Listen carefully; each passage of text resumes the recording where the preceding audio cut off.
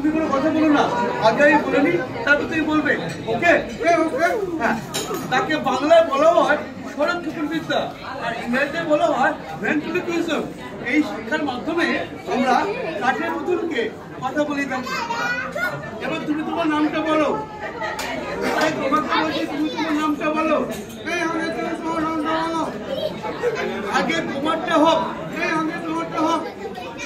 দেখো, আমার নামটা সবাই জানে, তাই জানো তো, কিন্তু তোমার নামটা কেউ জানে না। তুমি তোমার নামটা সকলকে বলে দাও।